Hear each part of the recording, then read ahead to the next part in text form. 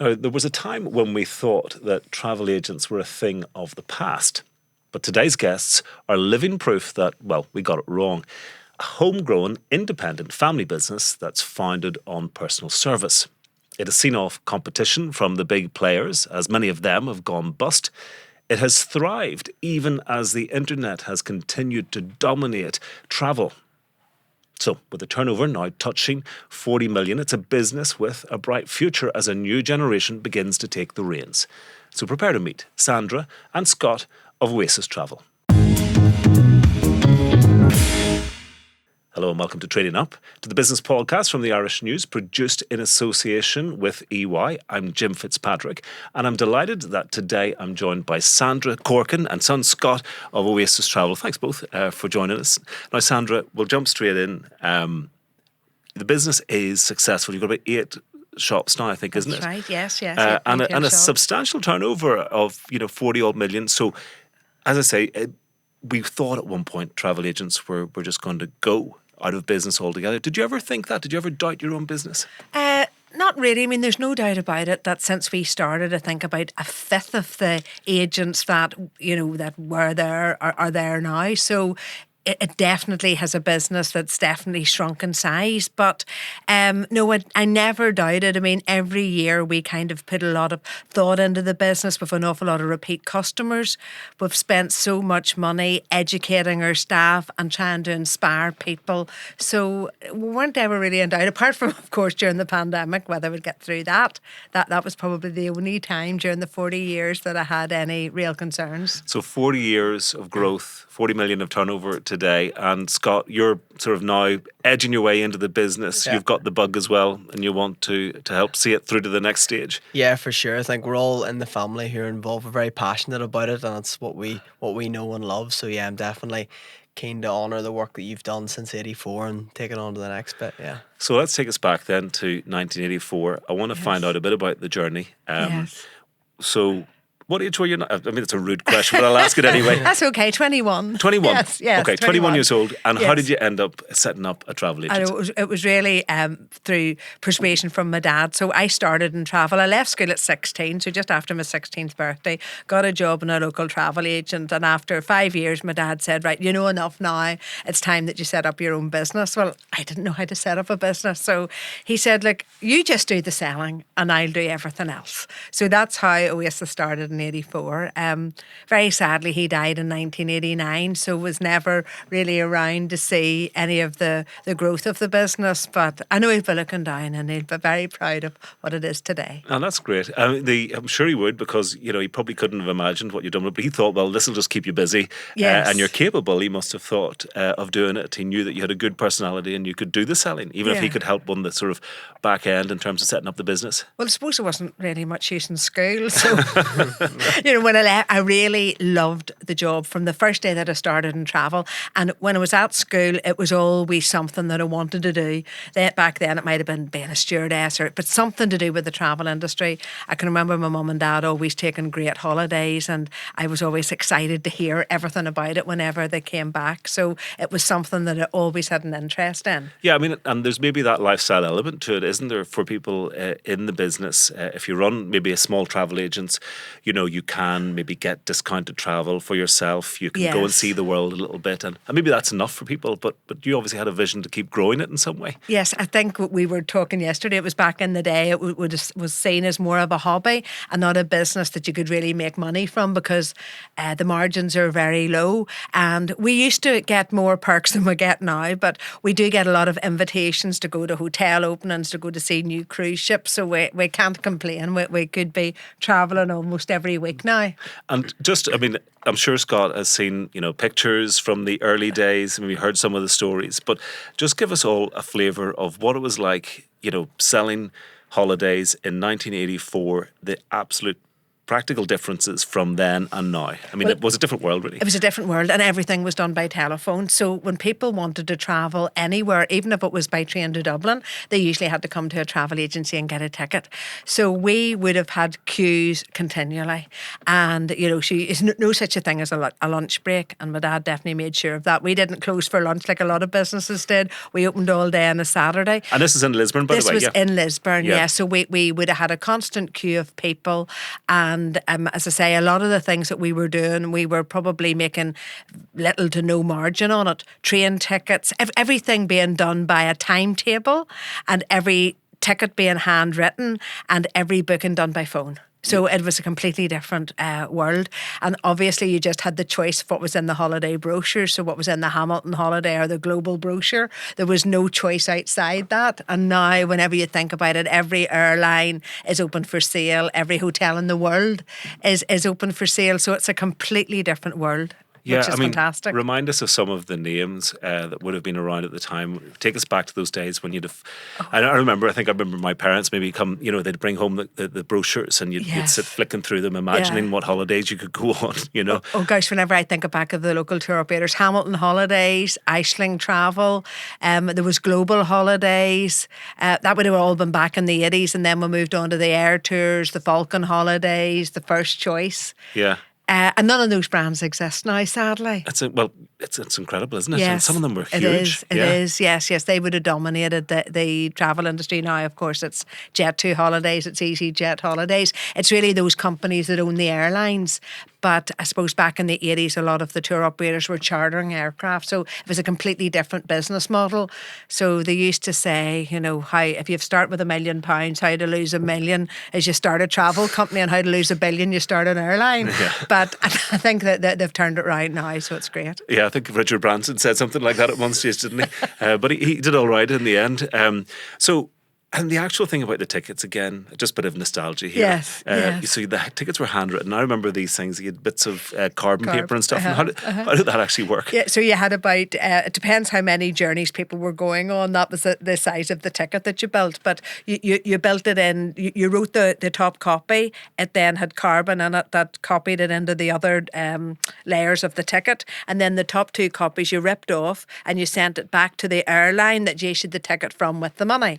And you had to carry all different airline tickets. So you had to have a stock of British Airways, you had to have a stock of Aer Lingus. You know, they weren't all written. There wasn't a general ticketing for all airlines, so you had to hold a ticket stock. Then you had to have, that was like holding money, because if anybody stole an airline ticket, they could write it out and take them to anywhere else in the world. So we had to have safes that were bolted to the ground. We had to have inspectors that come in and check that we were doing everything correctly. So it was It's unbelievable whenever you think about how things are moved on now. And people used to come and say, I've lost my ticket. And we used to say, but that's like coming in and saying you've lost money. You can't replace a ticket.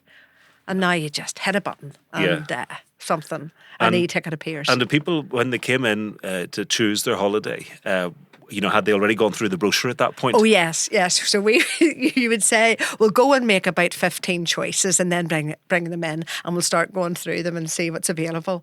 And then it would get to the stage, once it was about March or April, people would say, have you anything to anywhere July and August, out of Belfast or Dublin? And the flights would be that busy that everybody had to go on a waiting list if you left it that long. Remember that whole era, of capacity. And every so often the travel companies would get it wrong, and there'd be too much, and then you'd get all these discounts. But if you waited to the following year, they'd have sorted it out, and then you'd be stuck. That's right. So the discounts were to the last minute traveller, because they wanted to get rid of every single seat. So that would have been a cancellation list. So now it's the early booker that gets the good discount. But bookings usually didn't go on sale until January. So when the shops used to open after Christmas, you would have opened to a queue of people.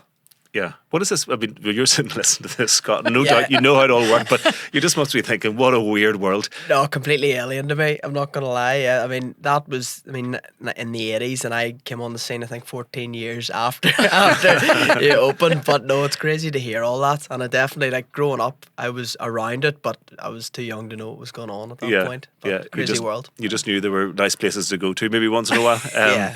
And so that's all. I mean, it's fun kind of to recall that. But in that experience, really, what you're doing is developing all those relationships, the customer service end of things, one-to-one talking to people. Yes.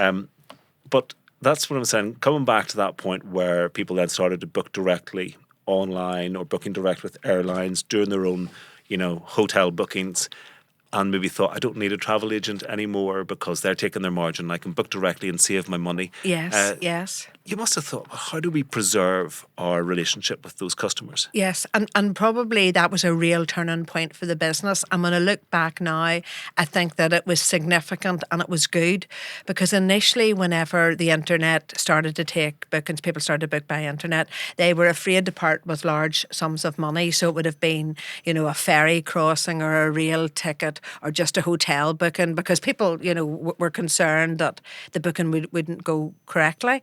So it took away a lot of the low margin business for us, which actually gave us more time to develop what we, concentrate more on now. And that's the higher end, because really when people came to us for just an airline ticket or a sea crossing, we couldn't really add any value to that. So we're a business now that we believe that we can add value, we can make recommendations.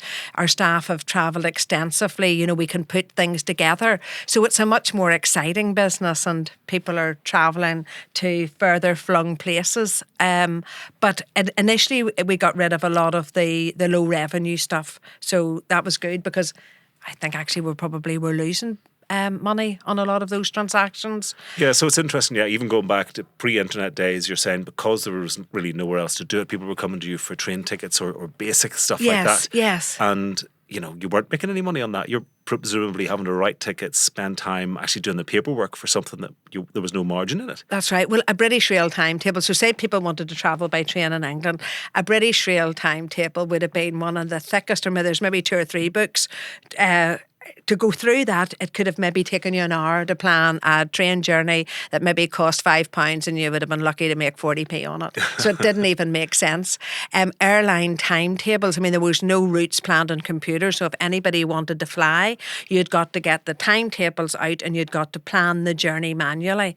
Not only that, then you had to calculate the fare manually by how many miles people had flown and how much over the maximum permitted mileage it might be. And to do that, we had to sit exams in London to be able to do that. And I think that's something that people just wouldn't be aware of.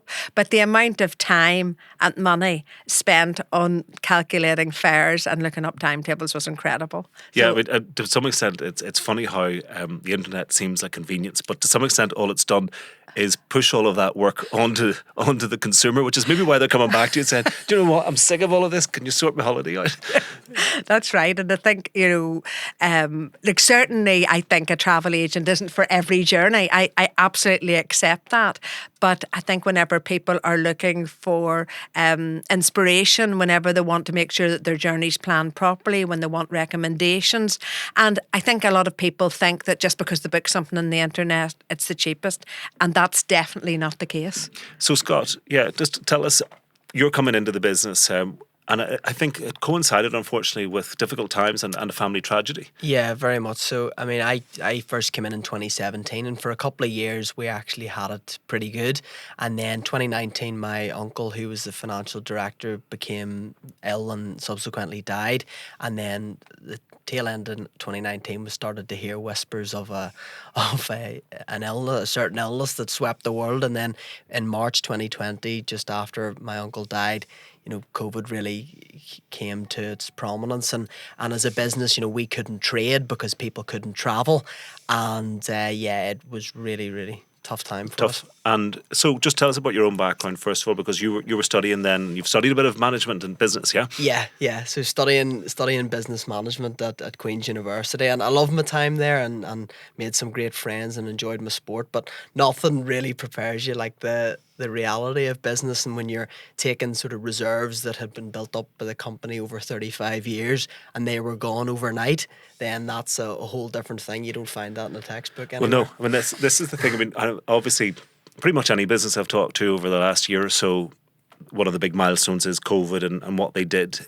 But I suspect none of them have had the particular circumstances that a travel business would have had. And I think it'd be interesting just to take us through that. But first of all, tell us about losing your brother at that time and the sort of trauma of that, and then being forced into this other kind of business trauma at the same time. Yeah, I think that was extremely difficult because it was, the illness came out of the blue, and then I think in his last sort of 3 weeks, I hadn't really been paying much attention to the news or to the business. And after Gary's funeral, when I came back into work, I thought, is everybody still talking about this pandemic? And I remember somebody saying to me, I don't think you're taking it as seriously as really you should be. And I said, it just really hasn't crossed my mind about much more important things. And just over a week later, we were in full lockdown. And even then, I was remaining positive and thinking, well, everything's going to get back to normal in a couple of weeks. And of course, nothing could be further from the truth. But at that time, we had over 20,000 people with future travel arrangements, and Scott and my brother's wife and myself were in the office really 24/7, which for me, I suppose, was a welcome distraction after what had happened. But there is no way that, I think if somebody had told me then what was really going on and could have seen into the future and realised how long it was going to last for, my attitude might have been very different. But I think it came in bite-sized chunks, and we could only deal with what we knew at any certain time. But we hadn't planned that my brother wouldn't come back. He was our financial director. He took, everything to do with the finance of the business. So we didn't even have the password for his computer. It was that ridiculous that we were in thinking a dog's name, dates of birth. Eventually we got into the computer, and my sister-in-law, who's far more techie than I, we're so grateful for her help in running reports and being able to get her head around things very quickly. Thankfully they used to talk a lot, and as a family we used to talk about the business. So she knew how it operated. She knew the sorts of margins, we were working on. She is an accountant, so she is still with us, which is wonderful. Hi there, I'm just interrupting for a minute to thank you for being part of the Trading Up community. It's really appreciated. I think we're building a real community of business and entrepreneurship learning. So please remember to hit follow or subscribe. It makes a big difference. And please drop me an email on tradinguppodcast@gmail.com. And while I have you, just a quick word about our sponsors, EY. EY Entrepreneur of the Year celebrates the bold visionaries across the globe who are building businesses that make a difference. It celebrates those who want to shape the future with confidence. EY understands the complex challenges facing today's C-suite and offers the trusted perspective you need to navigate this evolving landscape. With EY by your side, you can take your next step with confidence and make a lasting impact. Thanks again. Now let's get back to the conversation. So Scott, you're thrown in the middle of this. You've had a couple of years for things to bed in, and then suddenly there's a bit of a crisis, both in terms of losing such a key member of the family, key member of the business, and also the pandemic, but particularly for the travel business. Your mum said, you had, 20,000 was it? Over 20,000 people. Over 20,000 people. And they want their money back, basically. And so that's basically what you're trying to manage. How do you give them their money back when presumably you don't have all of their money sitting in your bank account? Well, do you know what? It was just like we were talking about yesterday. And look back now, you can sort of smile a bit and go that it was the antithesis of working to me. We were actually working these long hours to give money away. And what actually you do is, because people may think you had it just sitting in, in a safe in the back, and you just went in and just took it and went, yes, sir, no problem. But we actually had to contact the tour operators and the airlines and the cruise companies, and many of which were easier to deal with than others. That's the reality of it. But then we had to go secure that money from them, bring it back to us, and then pay it out. But often at times we paid money to customers that, we didn't actually have at that time, but we wanted to make sure that they were taken care of first, and then we did the work behind the scenes. Yeah, and presumably those bigger companies are dealing with any number of businesses like yours demanding money, and they're probably thinking, if we pay all of this out in one go, we're probably bust as well. And that was the worry everybody had. And you presumably, it's like a run on a bank. So the customer's coming to you saying, give me my money before you go bust. You're going to the bigger guys saying, give us some money before you go bust. It must have been really quite terrifying. Yeah, and even the tour operators, because there's a chain of events with them, because they've still got to get the money of the airlines and the hotels. And when you can't get blood out of a stone, isn't that what they say? So it was a terrible time. But I think that we had really good relationships with a lot of our customers. I think a lot of our customers trusted us, and we just came out and told the truth. And we publicly did a lot of kind of Facebook videos and explained to people, no matter what, you're here on TV, we don't have your money, but we are working round the clock to get your money back. And we have no intention of going out of business. We are bonded. Your money is safe and you will get it back. But it may mean waiting longer than the 5 or 7 days that the media are telling you that you should. You were saying when we were chatting, Martin Lewis, the expert, and Simon Calder, everybody's telling everybody, know your rights. Yes, know your rights. Ask for your money back. You should be getting it back within days. But that was impossible, and anybody who's dealing with airlines will know that. But eventually we did get everybody's money back, and of course that 20,000 ended up to be more because people were booking. And then zones were going into red, and we're having to book holidays 1 week, give the money back to people a couple of weeks later. And that went on for such a long time that we really thought that, you had to actually eventually get a bit of a sense of humour about it, because with this traffic light system, everybody was waiting with bated breath, and the roars and the cheers if something went on with the green list. So whenever and that. The different locations, and across Europe would be like someone would open up, and then you'd maybe, right now we can sell business to there. And actually, we were chatting about this, Scott, and you were telling me was it Portugal where you were? Yeah. So tell us the one about Portugal then. Our whole attitude was that we wanted to do anything that we could to make people feel more confident about travel, so that when Portugal became on the green list, this is like, I remember you saying to me, just go straight out, get on a flight and go and do some video content and share it with our customers, and you'd tell people what Villa Moura, I think it was is like. So I did that, and I spent 3 days and telling people how brilliant it was. The bars were open, the restaurants were open, the hotels were, getting back up to capacity, and most importantly for people at the time, it was safe. Mm-hmm. And so then the BBC got wind of this, and they asked me to do a bit for the TV, which I was happy to do that. And then just as the sort of producer presenter let me go through my pitch and spiel of how brilliant it was, she said to me, well, Scott, that's very interesting, because I've just been handed a piece of paper here which you can't see, and Portugal will be going back on the red list from tomorrow. And at that point, I can't say what I really wanted to say at that point, but I was just like, for real? Is this real? Yeah. It was just, you forget how mad a situation was. Things were changing day by day. I mean, I was doing programmes for the BBC about the impact on the economy, and therefore you were going to different locations to compare, even within the UK and Ireland, there was different rules for Northern Ireland, Scotland, Wales, England, the Republic of Ireland. And so you could compare. It was interesting, but it was also a bit mad, presumably, if you're trying to run a business. It was so extreme. I remember trying to illustrate it in the early part of I think it was the first lockdown. Belfast International Airport was effectively closed, and it was so quiet, I was able to persuade them to let me go and film from the runway with my bicycle, so I could cycle up and down on the runway. And I don't know if anybody's ever done that since or before, but it was weird. And so, I can't imagine trying to run a travel business, what it was like. And the other thing that happened is that some flights were still operating. So there were some airlines, I'm not going to say who they were, but because their flights were operating, even though people couldn't travel, they wouldn't give people their money back because the flight went. So it was a crazy situation. It was a crazy situation. They were travelling without passengers, I think, taking goods across, but they were operating, so they said you can't have your money back. And part of that phased return, I think, is a testament probably to Sandra's commitment to sort of get the business going again. And it was when you had to do a test, if you remember, to travel. and you had to submit it to the likes of Randox, and then you waited for your results.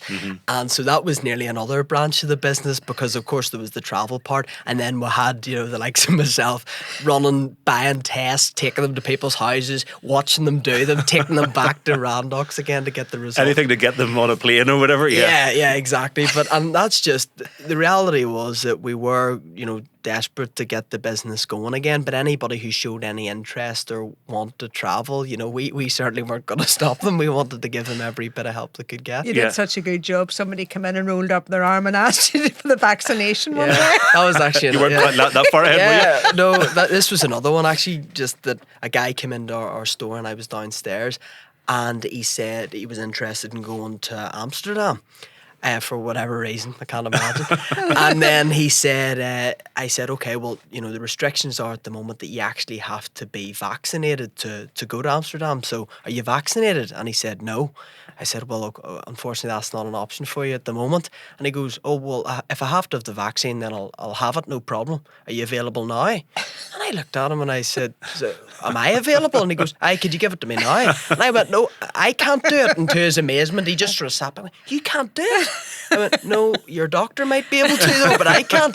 So that was another thing. I thought, right, if I start dishing out vaccines, there's something going on. That could have been another income stream. Yeah, you could have like done a deal with a local pharmacy, got that one going too. Yeah, crazy. Yeah. So mad times. And what do we have? How long did the whole madness last? A couple of years, really? It did really last a couple of years, yes. And then unfortunately there were financial failures within COVID. You know, there was one cruise company, for instance, that we had, I think, about 300 people on, and sadly they didn't survive the pandemic. So that was... Well, I take it the 300 people did, just the company. Yes, the people did, yes, you're right. The company didn't, and that was one of Scott's first assignments. You need to phone these 300 people and try to complete the forms and try to get money back, because it's not just a matter of making a phone call and saying we need our money back. You know, there's a lot of paperwork involved, but we got through it, and with the help of a few bank loans as well. That must have been tricky enough. Presumably, if you're a business at this stage and going into the pandemic, how many shops did you have at that point? We had 6. 6, and you've now got 8. So you're pretty well formed. Yeah. And had you grown the business largely organically at that stage? Had you done much borrowing? Not before COVID, no. So I think COVID, because the advice from my father before he passed away was never borrow money from the bank to keep your business going. You know, he didn't believe in borrowing, and I suppose that was a good example. But I think there was just no way that we could get through the pandemic without the help of the bank. Yeah, and so coming out the other side of that, all of this madness, again, it's like a whole other level of customer service. Going back to the old days, the old school way of doing things, you developed that skill.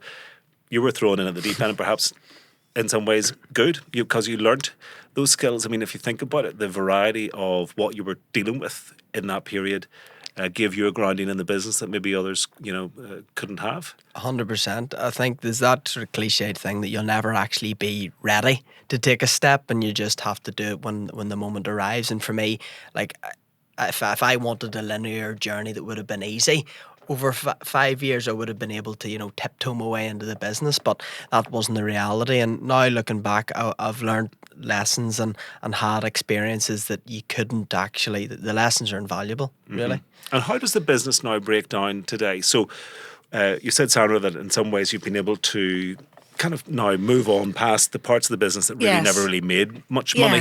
Focus on key things that do. So if you were to sort of break down into your sort of key segments of the business today, what is it like? So 25% would be luxury by appointment business, 37 to 38% would be cruise, and the rest is a mixture of sort of long haul and European packages. But I think what happened whenever we came out of COVID, we were thankfully able to hold on to most of our staff. There were a couple that decided to retire, or they didn't want to come back into the travel industry.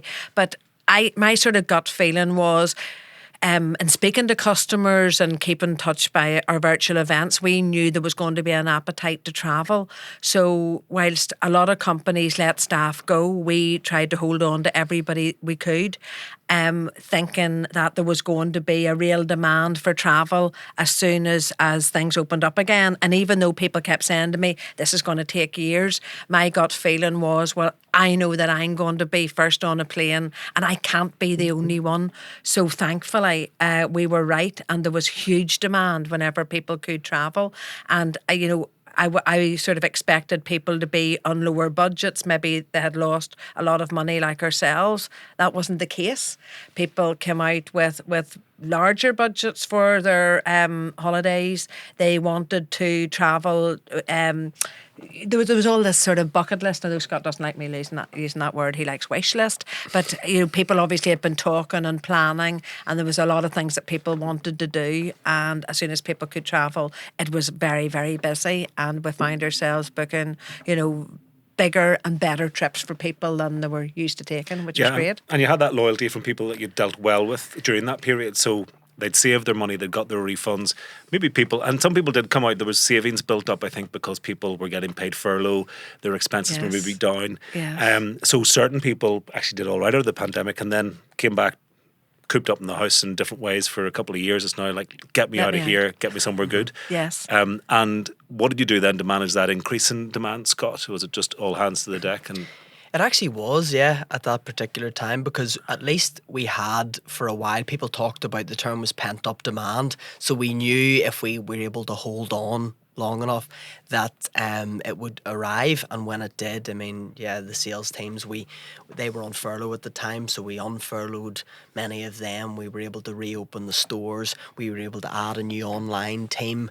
We've added 2 new additional stores since we've started again, and yeah, we've just been able to manage the demand and serve our clients, I believe, really well. You can't be perfect, but I think the last couple of years we've made some improvements. And I think because we help people to travel, so what we did was we said, come to us and we'll tell you exactly what you need. You won't be left to your own devices, and we'll make sure that all the forms, you kind of help people to travel. That was your role initially. Yeah. So we would do the book and pass the customers over to Scott and one other and say, right, get people ready and make sure they've got everything. Because there was the anxiety, I'm going to turn up at the airport, not be allowed on the flight, I'm going to be stranded when I'm away, if something's going to happen. But we took care of people really as best we could. And yeah, because there were ongoing issues. I remember even travelling with work. There were a couple of times when Dublin Airport basically ground to a halt. There was one day I was actually flying out of Dublin Airport to Dubrovnik, I think. And again, this is work related, but managed to make the flight, but it was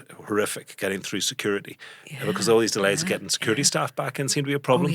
And I think the airport then loads thousands of people missed their flights that day. Yes. And it became one of those kind of infamous days in that period. But so yeah, the post-pandemic kind of back to normal wasn't back to normal in any means. No, it took a while. Like I can remember going down to Dublin Airport and queuing from outside the airport, and that was to get through their fast track security. But you'd be down for a flight that went at 8:30, standing from 4:30, freezing outside. Yeah. But I don't know.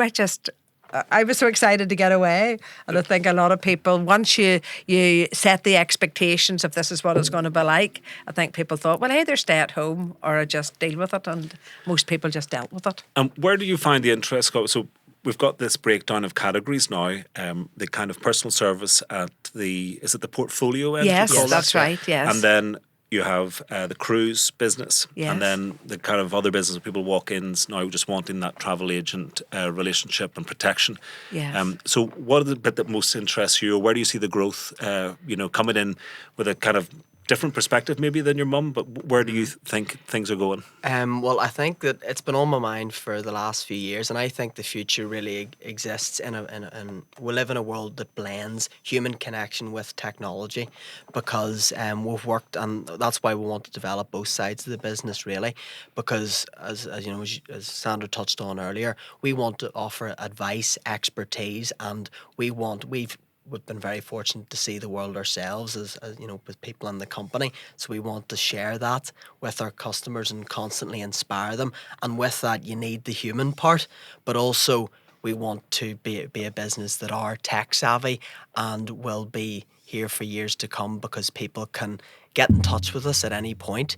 They get a service that is reliable, that's quick, and we will change certain things in our operations. So, for example, it'll not only be a case where you have to get your tickets in a paper form, you'll get them digitally, or from the moment your journey begins with us and you ask for a holiday quotation, you get it digitally, and it's really inspiring, and you have links to imagery and videos. And for me, it's about digitalizing and building a really, really modern customer journey that's, enjoyable for everybody. So you're using, so basically you're thinking about how you continually use the technology to improve the customer experience, but not cut them out of that one-to-one relationship, which I suppose is your key selling point. There's always a human there to talk to add that extra bit if you need it. Yeah, Absolutely, 100%. yeah. Because I think that we're conscious, especially over the last couple of years, people only have a finite amount of time, but they also want to get their holiday right. And with us, we're dealing in transactions. Sometimes they're £2,000, £5,000,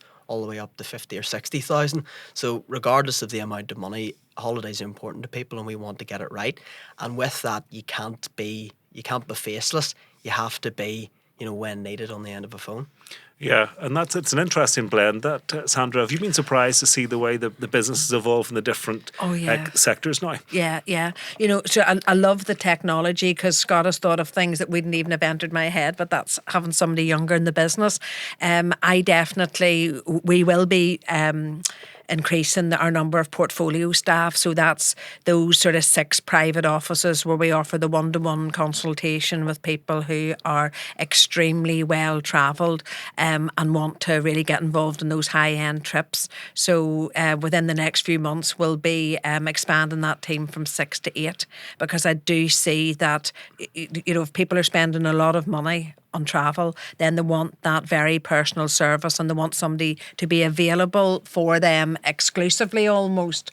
So it's a real concierge service, where not only will we be looking after their travel arrangements, helping them book restaurants, helping them with excursions when they're away, just everything that we can do to make that trip perfect.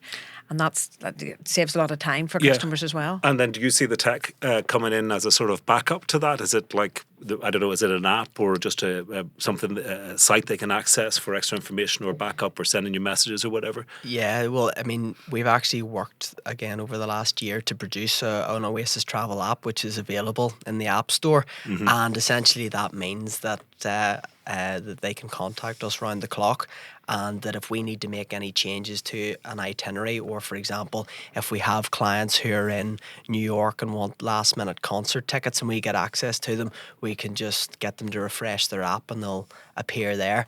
So we just wanted to make the experience smarter for customers. And that's not saying, by the way, if they want it in a leather bound ticket wallet printed out old school, no problem. You can have that as well. Yeah.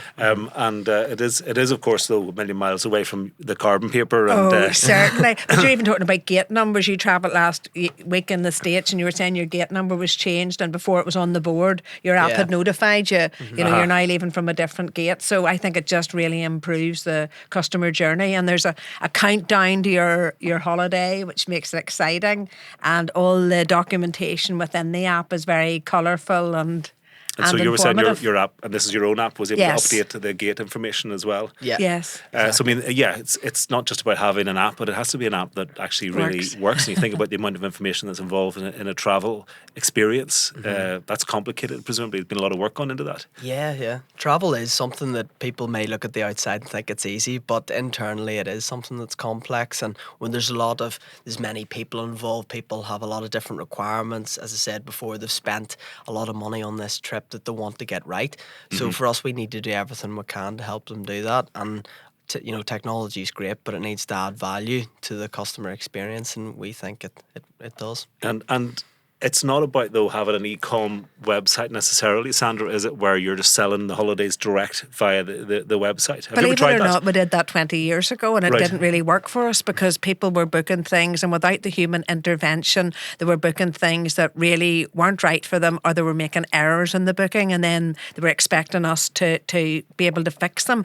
And of course, that's very difficult to do. If anybody who's made their own bookings, and you try to phone an airline a couple of days later and say, I've made a mistake, they'll just charge you.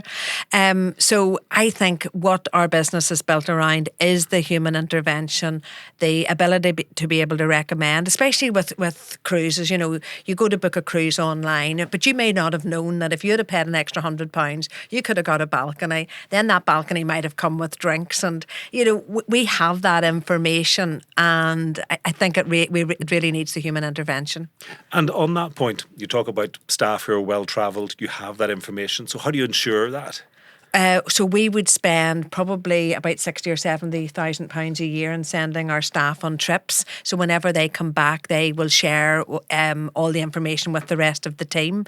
And we've staff this year have been to Sri Lanka, to Africa, to Australia, like around the world really. They've been on the expedition cruises. So I think whenever somebody has travelled themselves and they can share their experiences with the rest of the team, or, often when you come into an office and you ask for something, somebody will say, oh no, but I know somebody in Bangor who has been there, so let's lift the phone or let's get some information from them. So And we need so to share it. that's a big investment. Coming in from your management school, Scott, have you ever queried this largesse on staff and said, I think, Mum, we need to take a bit of a tough line on this and scale back a bit? No? Do you know what? No, I haven't, because it actually came to life for me about 6 months ago when one of the team had a client in, and the client expressed the need to want to plan something for 11 family members. And they said they always wanted to take their family on this amazing trip because they were retiring, and they wanted, kids, grandkids, cousins, anybody who wanted to go. And our team member, pulled his chair around the other side of the desk and pulled out his phone and said, tell you what, I'm just back from Kenya. And we did a safari, and we did, at sunrise, you could see these baby elephants, and he started showing her videos that he'd taken himself. And he went through and he actually created little reels that he posted on Instagram. And in a couple of seconds, you could just see the delight on that customer's face. And that was the trip then that they ended up going on. So it's the ability to share personal photographs and videos that you've taken yourself because you've lived it. So no, I think we'd get a bit of a backlash from the staff also if we decided to scale it back. Yeah, I've just tested, but I think, it is funny, and we talk about AI a lot now. Your app, presumably, as things progress, you'll be using different elements of AI within that in order to get the information right and present it and so on. But I think where AI is clearly, falling down is in where it cuts out the human, where people want the human, and also that element of trust. Yes. So I think it's almost like you've kind of gone against the grain in a business where people thought it won't exist because we can do it all ourselves now on the internet, but you've managed to lose the bits of the business that the internet does well. Let it do that. Yes. Same will go probably with AI, won't it? Yeah. You can provide that one-to-one experience and say, I've been there, I can tell you about it. I think the thing is that we are very honest with our customers, and we have got some great imagery, and it is real. And we whenever we post stuff, and we have taken it ourselves, they're not enhanced, they are real live photographs. And it really came to light with me recently, and we were doing an exhibition with a company, and this customer came up and she saw a photograph and she said, I would like to go there. So I said to the tour operator representative, this customer wants to go there, where is that? And they said, oh, that's an AI image. So it didn't exist. So what was the point? We like to be real, and any of the photographs and any things that we tell our customers is built from what we have seen and what we've photographed ourselves. And I think that's really important. Yeah, you agree with that? Yeah, I do. I think AI is really cool, and I use it myself, and people within the business certainly use it. And I think you would be foolish to dismiss it, or even some people might hate it, but I love it, and I think it can add value to what we're doing. But definitely, I mean, like the big one that everybody uses or seems to use at the moment, ChatGPT. Well, it chats. It's a chatbot. Let's not forget that. I mean, there's plenty that it can do for sure, but there's also plenty it can't do. Yeah, and I think it's using it appropriately.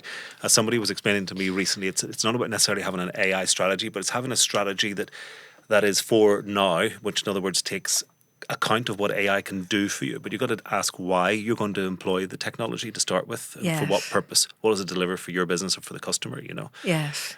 So what about the whole family relationship thing and working in business together? I've talked to maybe husband and wife teams before. I've talked to father and son. Now we've got a mother and son. So who wants to kick off first? What's it been like? Scott, did you ever think at one stage, I'll leave mum to run the business, I'll do my own thing, and what was it like going into the business? I think that it's funny. People always ask me this, and then when I start to build out the whole picture of, because it's not just the two of us, there's more family members in the business, and people go, I could never work with my family. Do you not clash all the time? And the fact is, no, because although we are a small business, we are good, I think, at staying in each other's lanes. and having our own priorities, and we'll collaborate where we need to. But I have to say I've loved it. She's made me feel so welcome, and since January this year, when I've taken on the managing director role, that has been a very welcome change for Sandra, and it has allowed me to let her focus on what she wants to do. And after 40 years, I think she's earned the right to do that.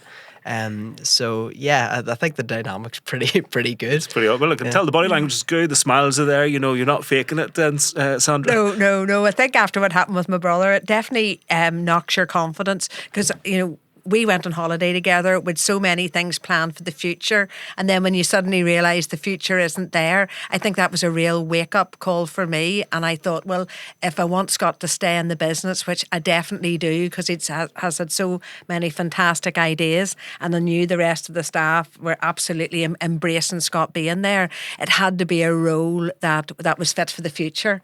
So I'm happy, very happy to have a new boss who has got refreshing ideas and has brought something new to the business, and who has energised it, and has brought things that I wouldn't have thought of. So I'm back to looking after the sales, and I've always loved the sales. So you're happy with that role? And I am. What has it meant for you on the day-to-day? Can you take more time off now if you want to? I don't. I have spent more time travelling, but I wouldn't sort of come in late or take a day off. I mean, I'm still sort of 5 days a week, but I'm really fortunate that I can accept a lot of invitations that I would have had to decline in the past, and so just say yes, and I will go. And I've seen more of the world in the last few years than I have probably over the 10 years before that. So I just count myself as very fortunate, and I still have the passion and the love for the business that I had when it started 40 years ago. And yet you've never attempted to, get too involved in marking Scott's homework, so to speak? Definitely not. We have a meeting once a week, a few of us, and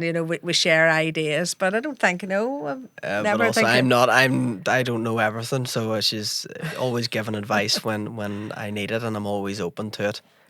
So yeah. And I think, given that we talked about your grounding in the business in the early stages, and then going through the whole COVID experience and so on, now taking on this kind of senior role, what's it been like, with your mum having such a, strong personality and developed the business over so many years? Has it been difficult to sort of step up into that role and say, I really am the boss now, to staff who might be constantly looking over your shoulder towards your mother? Yeah, I think that will take time, but honestly at the moment everyone's been really respectful of the change, which is great. And I think for me, always that has sat in the back of my mind and still sits in my mind is the fact that people will look at me and think, he hasn't earned where he is at the moment. So that's always a bit of an incentive for me to prove to people that I deserve to be where I am. And you asked a question a few minutes ago which I didn't address, which was, did I ever want to do anything else? And the fact is that no. And I love Oasis. I think that we're going to hopefully be around for many years to come. But also, I mean, Sandra's built something for 40 years, and she's not going to just, quote unquote, hand it over to somebody who she doesn't trust or thinks is capable. So I think that's important to note as well, I think. Yeah. So thinking back now, and maybe I'll ask both of you this, in terms of inspirations for your business life and how you've operated, is there any one person or mentor or even a couple of people or business leaders that you've thought over the years, I can follow their model, or have you found that you've been doing it all your own way? No, I suppose I always think back to my dad, who really kept things very simple and always said, people don't work for you, they work with you, and building the relationship with the team around you is one of the most important things you can do.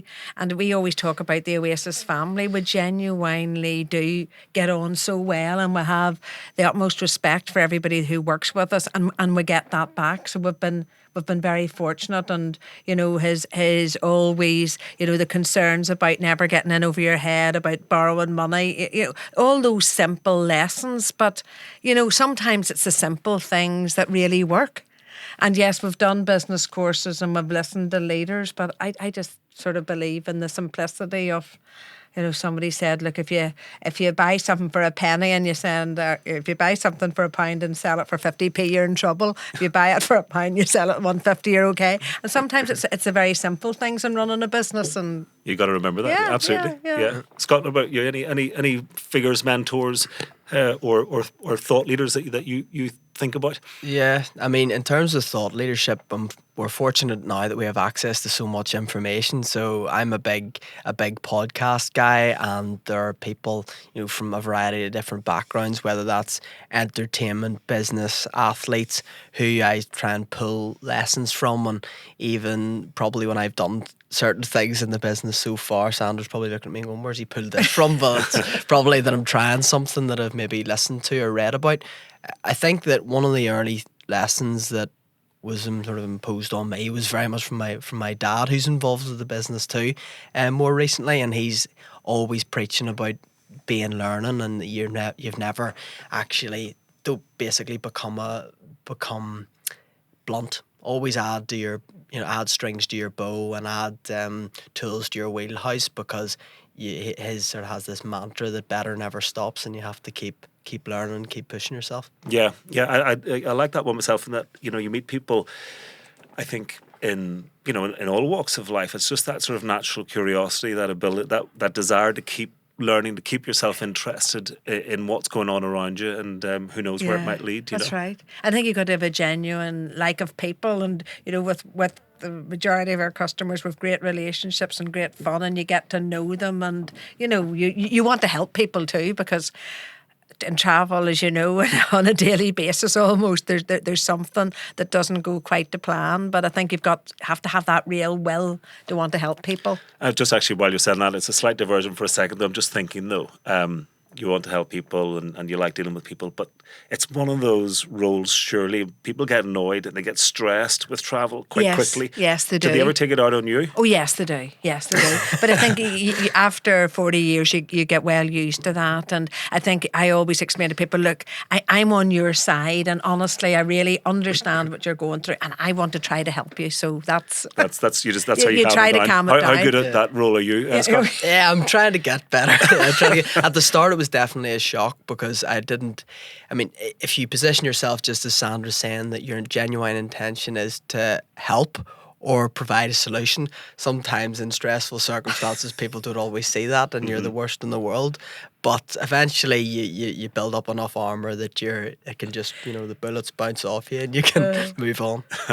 There was one funny story, wasn't there, where some man was shouting down the phone to you, that girl Corkin's lying on some beach with my money during COVID, and I was sitting in the office, sweat pouring off me, completely stressed out, and Scott come and said, you're not supposed to be on some beach somewhere. Yeah, no, it's just, his exact words is Sandra Corkin sunning herself for my money. I thought, okay. Nothing could be further from the truth. Yeah. Well, I suspect, I buy your story on that one. I have no doubt you were in there working away, trying to sort things out. There was no sunning being done at that point. Listen, it's been great to have you both. I've no doubt the business is in safe hands, and it's got a bright future ahead of us. It's great to hear about a business that, as I say, a category of business that perhaps we might have written off, now thriving and showing that in this kind of modern world, despite technological challenges, you can kind of find your own niche, your own way through. And you've got confidence for the future. So, Scott, Sandra, thanks a million for joining us. Thank you very much Thank indeed. you. That's it for this week. Remember, of course, to hit follow or subscribe on whatever platform you're on. Thanks again to our sponsors, EY, and we'll see you again next time.